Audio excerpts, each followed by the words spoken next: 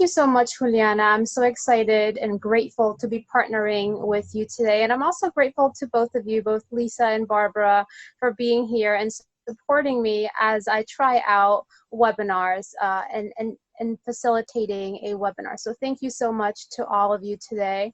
Today we'll be talking about leading with your emotions. You all know who I am. My name is Valeria Lopez, Valeria, Val. I started OnBeat Consulting about a year ago, a little over a year ago. I can't believe that time has flown, because I wanted to create more people-centered workplaces. I wanted to foster more team collaboration, more people just looking forward to work and being more human at work. And one of the ways that I think that you can promote that humanity in the workplace is through emotional intelligence. And there's, without a doubt, right now, this is a moment where it's a very emotional time, and our emotions can either help us or they can derail us along the way. So here's what a couple of housekeeping items as we begin. If you're not familiar with Zoom, there is a chat feature. Feel free to, although it's right now it's a small group, so you can also unmute yourself and ask questions. My goal is that as I'm presenting, that this is more of a conversation that we'll all be learning together, sharing what's worked for you, what doesn't work as well, as we learn together and navigate these very uncertain, turbulent times. You also should have received a handout via email. If you don't have the handout, that's okay. You can also just have paper and pencil handy, and that way, if there's any activities that we do along the way, you can jot down a couple of notes along the way. And that is pretty much it for housekeeping items. So let's talk about, how are you doing today? And rather than get the generic answer of, yeah, I'm fine, okay, really, I want you to think about where do you fall in this 2x2? So from intensity or energy, how much energy do you have right now? From 0, like, I'm really, really tired, I'm having trouble sleeping, to 10, I'm high energy right now. And then feeling pleasant, how pleasant do you feel? Am I really unpleasant right now? Or am I pleasant? Am I really, really, really pleasant? How are you feeling? Where do you fall in this 2x2 right now? What would you say? Where are you? Are you in the green quadrant, red, yellow, blue?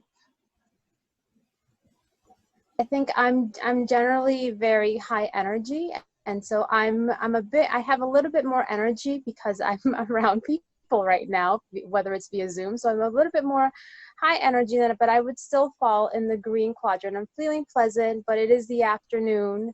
We are nearing the end of the day. So higher energy, but still in the green quadrant. How about you, Juliana? Where do you fall? I think I'm low energy. I'm not gonna lie. I'm a little tired. I've been working since 6 a.m. So I haven't really stopped since. But wow, that is a long day. Yes. Mm-hmm. So as you can see, we're getting more information right now, even from this very brief exercise on how are you. We're getting more than the generic, yeah, I'm great, I'm doing good, because more often than not, as human beings, we're always changing and evolving. So sometimes we're okay, sometimes we've been working all day, sometimes it's the end of the day and I have less energy. So we may not be good, fine, okay all the time. And that's what we'll be diving into today. In fact, here's what we'll be talking about today. There are 3 things that I want us to take away from this webinar. One is, let's talk about what emotional intelligence is and is not, and how that relates to what we're going through right now. Why do we need emotional intelligence? Why do we need to talk about our emotions? Then 2, I want to share with you 4 questions that you can ask yourself as you're navigating these very turbulent times, and in general, moving forward. Questions that you can ask yourself, questions that can help you as you're working in your respective environments, with your team, to help better understand and better tune into emotions. And the last thing is what I want to focus a bit more time on is how do you manage your emotions? There's a lot of information. There's a lot of stimuli right now in the environment. So how do we manage our emotions, whether we need to, whether they're appropriate for what we're going through, or whether we need to maybe move it to a different emotion. So those are the three things that I hope to accomplish today.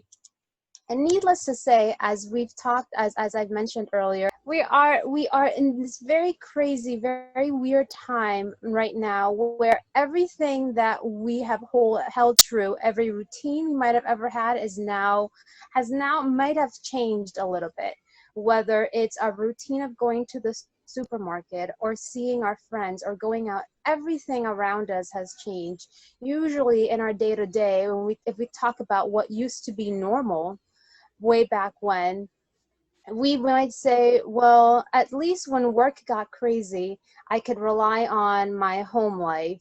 Or if home right now, my personal life, a lot of things going on, well, let me just focus on work. Right now, I don't really have that because I could be impacted at work. I might be furloughed.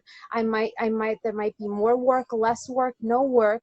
And then at home is also, there's been a removal of any boundaries whatsoever of what work and personal life and social life used to be. So there's a lot that has changed in these last few weeks, to say the least.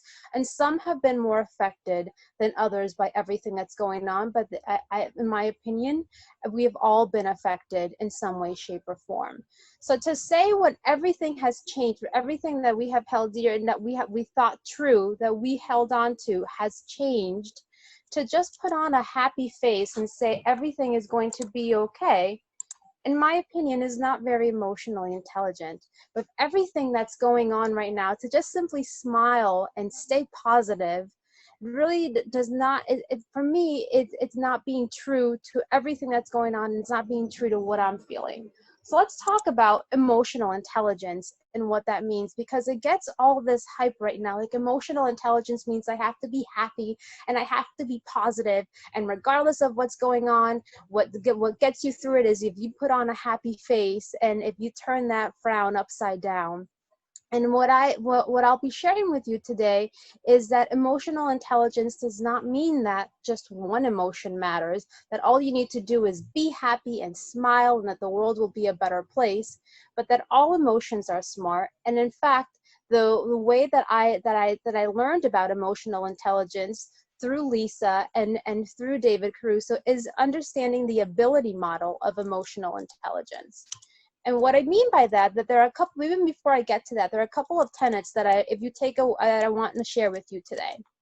One is, I think when we talk about emotions, we tend to, it can be very uncomfortable. It's easier to put on a happy face or pretend that I'm okay or good because emotions can be uncomfortable. I think that emotions, rather than being that soft and mushy stuff that I'd rather stay away from, that emotions are hard data, that emotions help me understand, are the way that I make sense of the world around me.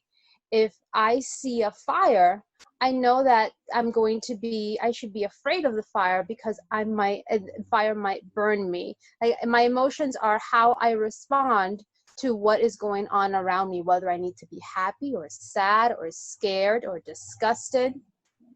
They help me understand how my response to the world around me. Two is, emotions help you think. I think that our emotions can guide our thoughts. If I'm feeling particularly down right now, if I'm afraid about this uncertainty that is all around me that I'm living in, then that is going to influence the way that I think, well, gee, if I don't know what tomorrow will look like, maybe today is the end of the world. Maybe today things are not going to get better anymore. Maybe I shouldn't even apply to this, and that, because things are not going to get better anytime soon. And the last thing is that the basic tenet is that all emotions matter.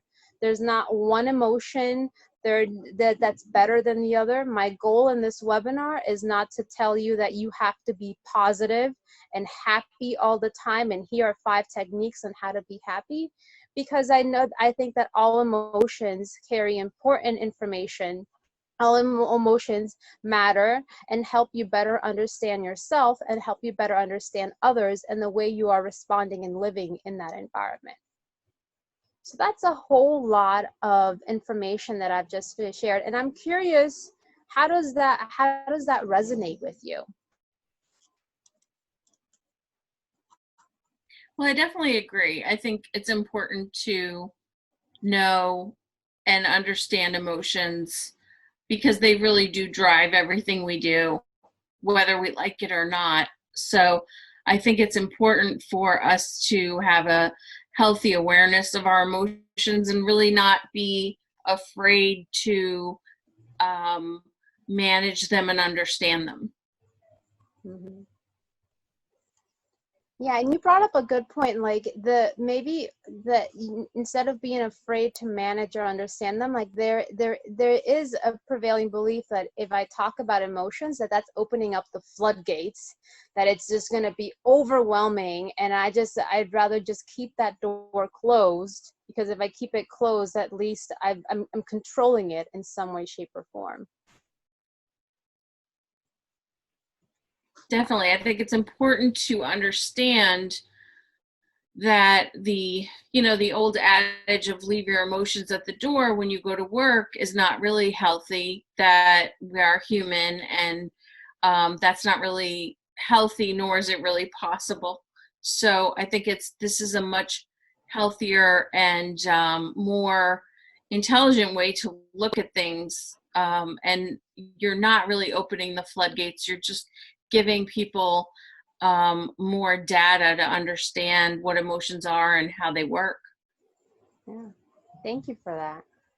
Yeah, I agree. I was going to say, I think that emotions are hard data is a really good statement. So to agree with Barbara, it's I think inevitable that they're influencing our actions and thoughts, and so only if you sort of recognize them can you even begin to sort of control the way that they're doing so. I think I've seen even coworkers in the last few weeks who are angry, right, and bring that into a conversation and maybe don't recognize it in a way that would be productive. And I've definitely seen that happen maybe more in the last month than it had been before. They're there whether you like them or not, I guess. Yeah. And we can either deal with them well or deal with them poorly. Cool. Well, I think the premise is that if emotions matter, there are many different ways that you can define emotional intelligence. The way that I'll be talking about it today is as being made up of 4 different abilities. One is the ability to perceive emotions. So Liz, you just mentioned that your coworkers are angrier than they've been in past days. So one is recognizing, geez, they're angry. They don't seem, it's the way, the tone of their voice. Maybe it's their body language. They are angry. It's also recognizing it in yourself. How am I feeling right now? What emotions are in me right now? What am I experiencing right now? 2 is, after I've perceived those emotions, is how do my emotions influence my thinking? If I'm feeling angry, how is that affecting the way that I'm thinking? If I'm in a work environment and I'm angry right now, I might be more passive aggressive maybe, and I'm being like, why do I have to be in this meeting right now? This is so silly. We should be doing this. We should be doing that. My emotions are going to influence a whole floodgate of thoughts and thinking, and it might, like, you're doing this on purpose. You're doing this. My thinking, I might be either really good thinking or it might be not so helpful thinking. So that's something to keep in mind. That's the second ability. The third ability is that is understanding emotions. If I know that I'm angry, that my anger is fueling thoughts that aren't as productive right now, it's understanding, why am I angry right now? So Liz, you mentioned that your coworkers are a lot angrier. Like, why are they angry right now? What's making them angry at the moment? What's going on that's making them angry? Why am I feeling angry right now? And then 2 is anger really going to help me right now? Is anger really going to help me get through this meeting or get through this task right now? If it's not going to help me right now, then what can I do to move that emotion, to manage that emotion, so that maybe instead of anger, I'm maybe more low energy, and I can control my energy a bit more. So those are the 4 abilities: the ability to read, read emotions, use emotions, understand emotions, and manage your emotions. And what I'll be sharing are the 4 questions that you can ask yourself, ask others, or really notice in others along the way. The first the first question is, what am I feeling? And I'll also point out that in the handout that Juliana gave out, I've listed the 4 different abilities, and there's a space there where you can write all these questions as well. The first question is, what am I feeling? Notice that I'm not asking, how am I feeling? Because the answer that we've talked about is, I'm good, great, everything's fine, everything's just dandy. But what am I feeling is more, I'm tuning into, what is it that I'm feeling? Am I angry? Am I frustrated? Sometimes I might say I'm angry when I'm really just frustrated or annoyed. Am I sad right now? Am I bored because I have nothing else to do? I'm stuck at home. Am I anxious right now? Am I fearful? What is it that I'm experiencing right now? And one tool that we've already talked about in this webinar to help us is that mood meter, that 2x2 that I showed you at the very beginning. So how are you really feeling? Where people can graph where are they right now in terms of energy and feeling. There are also questions that you can ask to check yourself and also check others. So whether I'm leading a meeting, I'm talking to a client, I'm talking to a coworker, if I don't want to bring this mood meter with me, or if I can't, I might ask them, instead of the how are you, I might ask, what's on your mind right now? As a way to check in with someone, recognize their humanity, and recognize that as human beings, we are feeling emotions all the time. How are you feeling right now? How's your day going so far? What's on your mind right now? What are some other check-in questions that you have found that work for you? I think one of the things that works better than just an open-ended question is to, that's why I love that you're using the mood meter, is to give people a universe to choose from rather than just an open-ended question, because these are questions that a lot of people aren't really comfortable with. So I think it's good to use on a scale of 1 to 10, where are you in terms of your stress rate today, or something like that. Because normally if you say, how are you feeling, like you've already said before, that honestly the answer is usually fine, good, I'm okay. But to give people a universe to choose from is a good idea. Yeah, I like that scale idea a lot, because some people there are many different ways to learn and process information, and some people just need time to think. So if I haven't prepared in advance, another question might take me off guard. So a scale might be a safe way to ask that question too. Any other thoughts on how do you check in with both yourself or with others?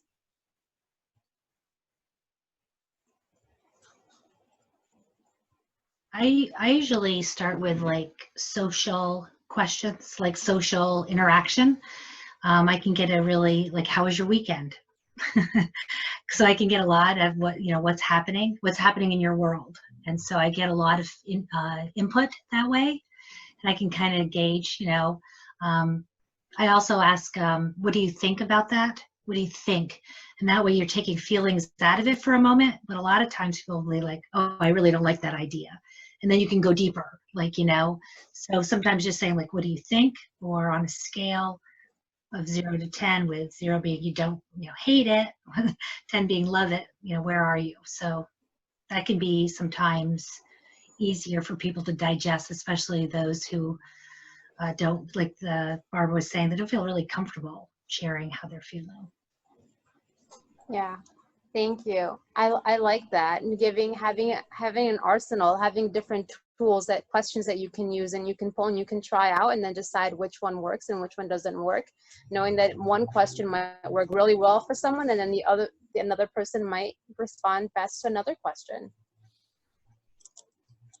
So why are we talking about this right now? The second question to ask is, what emotions are most helpful? Lisa, I just heard you say you talked about like you're getting input, you're gathering data. So we've collected that information. What am I experiencing right now? What am I feeling right now? Okay, so what do I do with this? No, I'm annoyed, I'm frustrated, I'm angry, I'm tired, I'm hungry. Like I'm feeling all these things. Okay, great. So what do I do with that? The second question to ask yourself is, what emotions are most helpful right now? And going back to that mood meter, knowing that where do you fall in that mood meter? The reason we ask is that the mood meter, the different colors correspond to different emotions that you might be experiencing. So for example, all of us talked about being more in the green quadrant right now.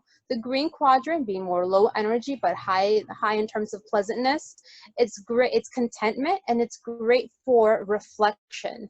So if I need to be doing a task right now where I need to be reflecting a bit more, I might want to being in the green quadrant would be great. If I, however, need to be proofreading something right now and I need to be highly critical of what I'm proofreading, perhaps an emotion and being in the blue quadrant might be better for that task, being more low energy and more unpleasant. And then going to the red quadrant, being more high energy and unpleasant. Most people, we stay away. We tend to, when we talk about anger, you see a lot of articles on how to manage your anger and how to do away with your anger. But I think anger also can also play an important role. Perhaps not when I'm addressing someone in a very difficult situation or having a very difficult conversation. Anger might not be, I might need to be open, so I might need to maybe be in the green quadrant. But anger also has a function to play. It's okay for me to feel angry. I find for me that when I am angry or when I am frustrated, I've made a commitment that I'm not going to make any life-altering decisions at that point in time or have any life-altering conversations. However, anger does help me and frustration does help me. For me, it catalyzes me. It pushes me to take action on things that I've been neglecting to take action on. So for example, what that means for me is that I've been reading a lot about what's going on with COVID-19 and how it's affected people differently. There are more economically depressed areas in the country that have been affected more so than other areas of the country. And so when I start reading about this, I get really fired up and I get really angry, and I could see, and my body tenses up as I'm reading these articles, and I know I need to do something. This is so wrong. It's such an injustice that's going on right now. And so what do I do with what I'm feeling? Well, what I decided to do was that I'm going to take action. I'm going to begin to research this because I want to do something about it. So I've started pulling different articles, doing things. That anger in me fuels me to take action, not in a way that's going to hurt someone, but in a way that's going to benefit someone. So that's just one example that I want to talk about in terms of anger. And then the yellow zone is great for brainstorming. If I'm high energy and very pleasant, if I need to do a task that requires brainstorming, I might want to be more in that happiness zone where ideas might just flow a lot more than if I'm in the very critical zone, which is that blue zone. And then the third question going into the third question. So now I know what I'm feeling. I'm gonna think about whether or not that's really helping me right now based on what I have to do. So the third question that you want to ask yourself is, why am I feeling this way? Why am I feeling angry? Why am I feeling upset? Why am I feeling sad or bored or happy or content? Why am I feeling this way? And the good way, and an exercise that I have for you in your handout, is looking at the universal emotions, because in order to understand what is it that you're feeling, we also need to have some common language around what the different emotions mean. So what I did is in your handout, you have the 6 universal emotions, and if you haven't been playing around with it, you can play around with it and try and match the appropriate definition to the emotion and see what you come up with. So if you look at what the different definitions, to be happy, so understanding, why am I feeling this way? Well, what is it I'm feeling? If I'm happy, it's because I've gained something of value, something that I really value. So I might be happy about maybe a birthday, maybe about receiving a gift, maybe about an act of kindness. Happiness means gaining something of value. For sadness, I might have lost something of value. And right now, why might I be feeling sad? Well, there's a lot of reasons I could be feeling sad right now. I'm saddened by the loss of people, the numbers that keep going up right now. I'm saddened that maybe I've lost my coworker, or I know someone who's lost someone. I'm saddened because I've lost my way of life. I'm so used to going to work and griping about work in the morning commute, and right now I don't have that anymore. I'm saddened because I don't have, my routine has been interrupted in some way, shape, or form. For surprise is something is happening. Not necessarily bad, just something is happening, so I might feel surprised. Anger is you're blocked from getting something.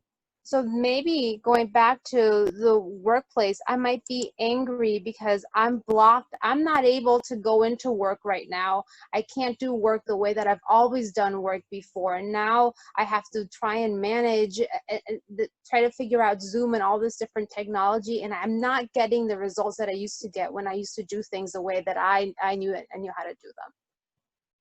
Fear is I might be fearful because of there's a possible threat. Right now, we might be feeling fear because there's a lot of uncertainty right now. I'm not sure when this is going to end. I've heard reports on this is the end of the world. What's going to happen? And I might be fearful about the threat and what that means to me and my livelihood. And then discuss things that rules are violated. Like, I don't broccoli that much. I might feel disgust. The last question, and then I really want to engage us in conversation, is how can I manage my emotions? So I know I've recognized that my emotion, I recognize that I'm feeling angry, or I'm sad, I'm frustrated, I'm anxious, I'm bored. I'm then asking myself, how helpful is that emotion? Is it helpful? Is it not helpful what I have to do? Why am I feeling this way? So I'm feeling this way because of X, Y, Z. Then what do I do to manage my emotions? If it's not a helpful emotion, if I now understand why I'm feeling this way, then what do I do about it?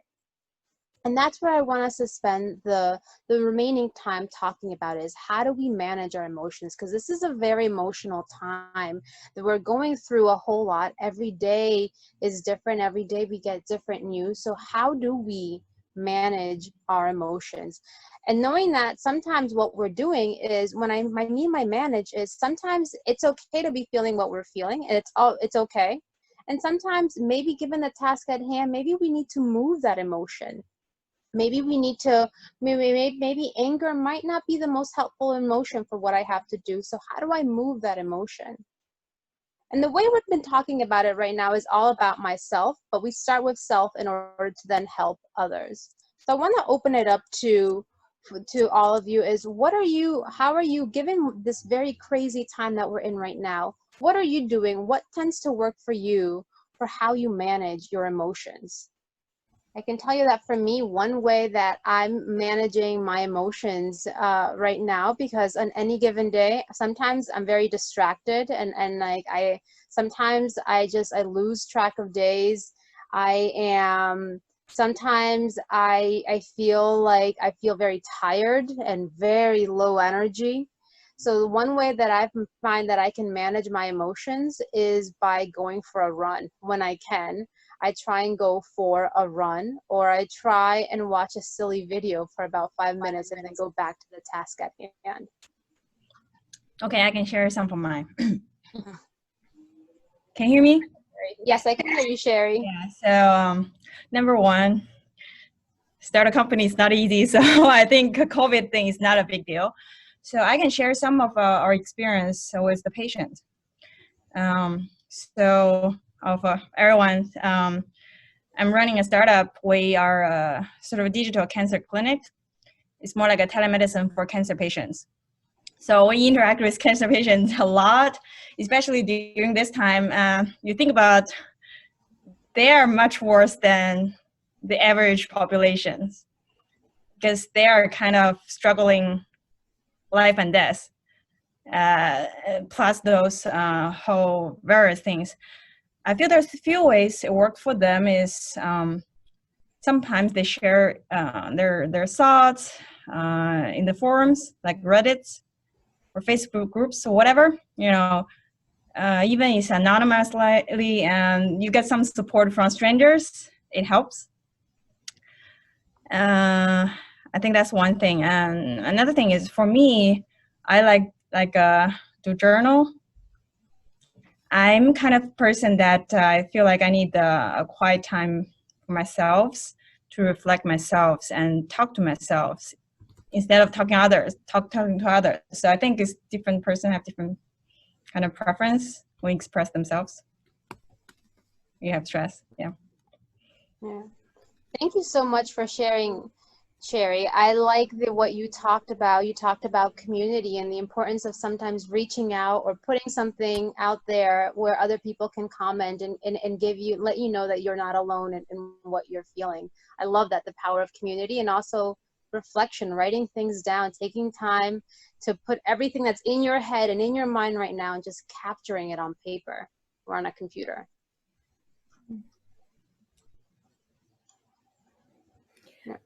I think the challenge, at least for me, is that a lot of the things I used to use to let out my emotions, I can't really do, right? So for me, it's super important to be able to see someone face to face and feel their energy and hug them, right? Touch is one of my love languages, right? And obviously, can't really touch anyone. So it's what I've been doing is meditating a lot. I meditate in the morning and then I meditate in the evening. And I'm trying to do yoga, but honestly, sometimes I just want to watch Netflix, and I know I can't because it's what I did Sunday, pretty much, the entire day. Thank you so much for sharing. You bring up an excellent point about in managing our emotions. We can't go do what we used to do because that might not be allowed right now. So it's finding different ways to manage your emotions, finding other tools, other avenues to stay connected, to feel the power and energy of people, even if you can't physically be there to touch them and hug them and be okay. And I think that in any given day, what you're talking about is sometimes on a good day, I might be able to do meditation or yoga, but sometimes it's okay to watch Netflix. It's okay.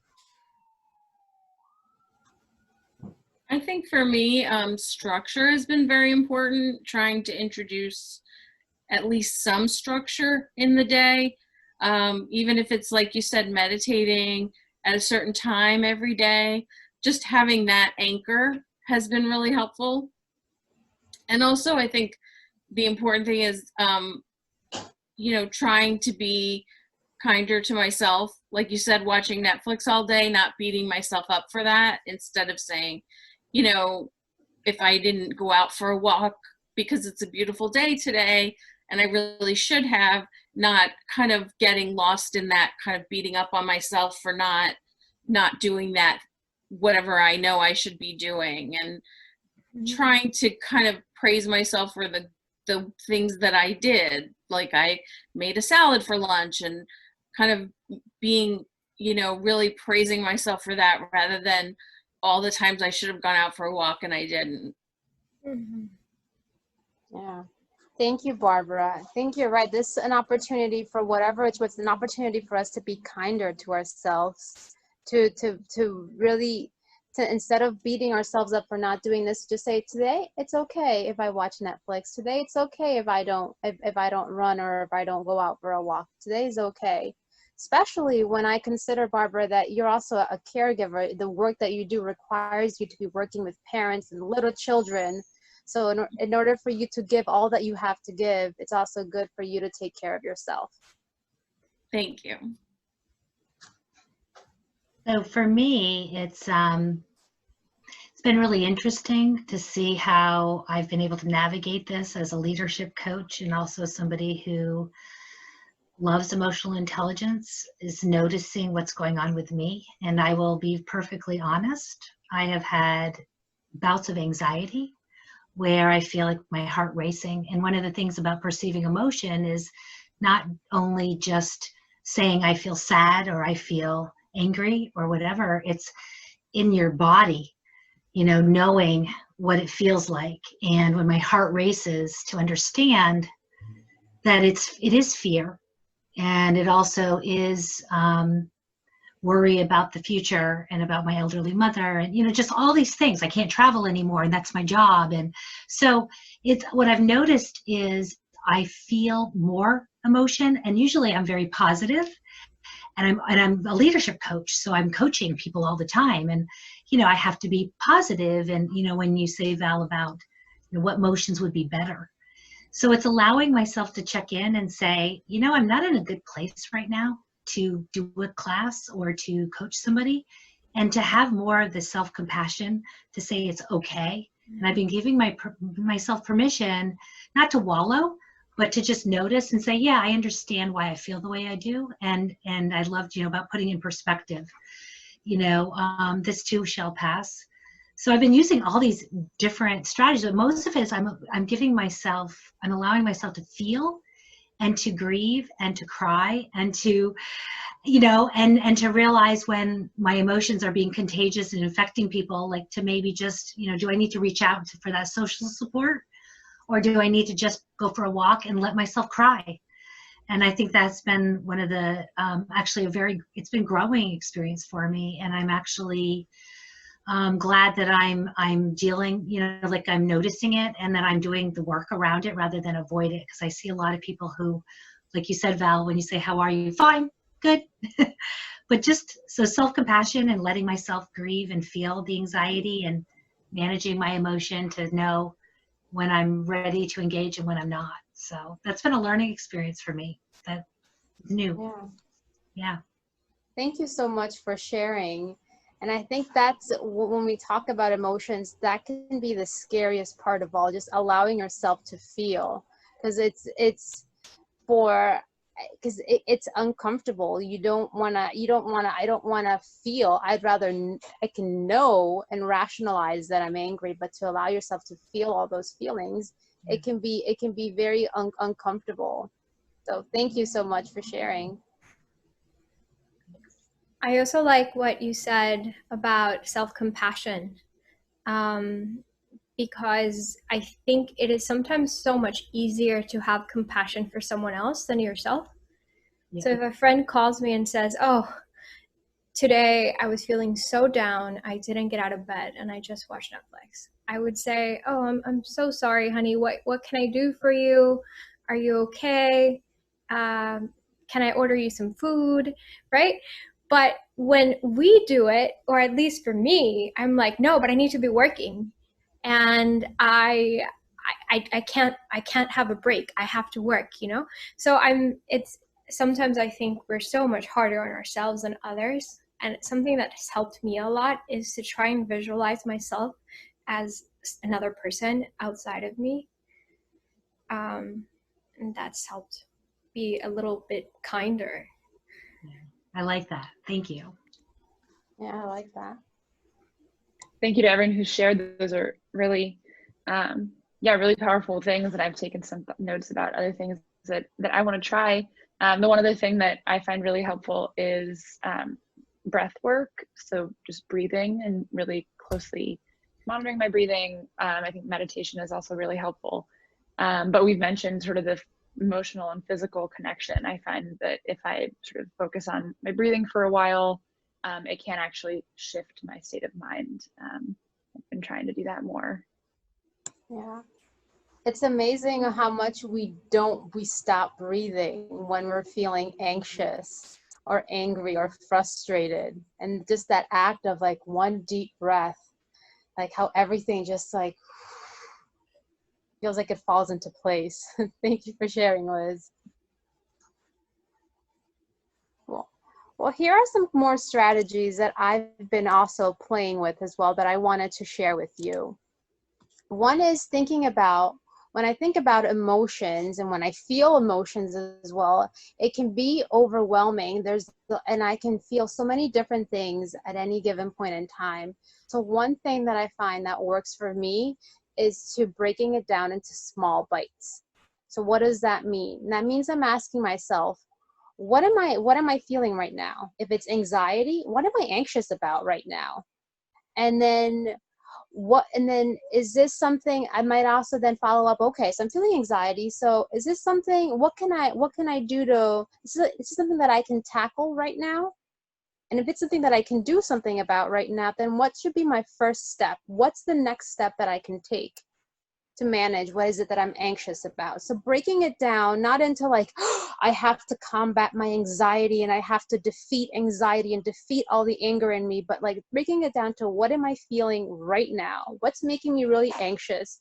And what's one step that I can take to move to a more helpful emotion? What can I do about it right now?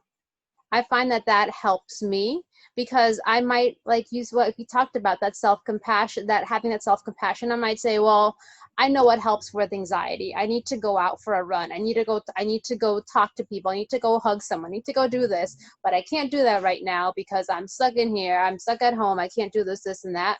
So rather than think about all the things that I can do to combat anxiety, I might just think about what can I do right now? What's the next step that I can take? And that might just mean stepping away from my computer for a few minutes and then coming right back to my computer. Or it might be just taking a break for a longer period of time. It might mean me being more creative, doing something that's more on the creative side. And then coming back to what I was working on. It might mean a whole host of different things. So that's one idea to try out. The other thing that I like is right now, especially when boundaries have been crossed, there is what I used to know and I define as work life and my personal life. All of a sudden, there's a blending of both, and there's so much that you have. For those of you that have kids, you might have kids now and now being part of your work meetings. There's so much right now that isn't the way it was. Rather, I think about what can I say no to right now, knowing that I have boundaries are loose right now. But what's one thing that I can say no to right now? Is it a request from work? Is it a text message that I have to answer that right now? What can I say no to right now? I find that helps me also manage whatever it is that I'm feeling, especially for those of us that tend to be nurturers and I want to take care of everyone. That no helps me, brings me back to a place of calm. And then the third technique that I wanted to share with you is knowing that we're going through this state of flux where things are not the way that they used to be, and everything has been imposed on us. We now have to stay at home for our own safety. We now have to wear masks at all times for our own safety and the safety of others. I think about invitation. So what can I invite into my life right now? what can I do? What can I invite into my life right now? So maybe that means that I'm going to invite in, I'm going to do something that I wouldn't do otherwise. I might take up an activity. I might go for a walk. I might try meditation. I might try maybe watching a Netflix series for a little while as well. Like, what am I inviting in? It gives me a sense, especially in a world where things are changing and I don't really have any control over when things are going to reopen. What does even reopening look like? What can I do? I might not be able to control that, but I can control what I invite into my life. So I really do encourage you to try out these three techniques, in addition to all that you've shared about self-compassion, about being kind to yourself, breathing, about community, journaling. These are all techniques that can help us manage our emotions, because our emotions, they tell us a lot about ourselves. We're experiencing a lot right now, and there's no denying it. And our emotions can help us better make sense of everything. And we can also, rather than letting our emotions control us, we can try and manage our emotions so that we can be present, and also we can be present for others. So any questions on anything that I've talked about so far?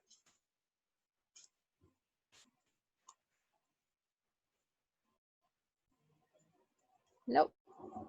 Okay. So what I want us to do right now, we spent close to an hour talking about emotions, the 4 different abilities of emotional intelligence, the ability to read emotions. We've talked about asking yourself, what is it that I'm feeling? We've talked about the second ability, like how helpful is this emotion right now? How are my emotions influencing my thoughts? Talking about what is the cause of these emotions.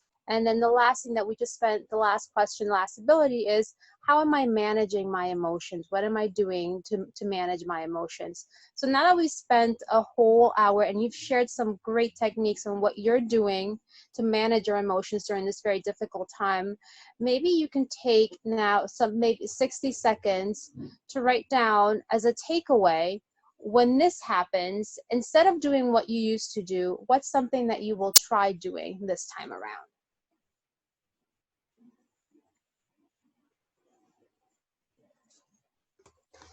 For me, one of the big takeaways that I learned from all of you is that when I'm feeling anxious, instead of scheduling meetings frantically because I need to be doing something, I will be kind to myself and journal. I want to try journaling at least once a week.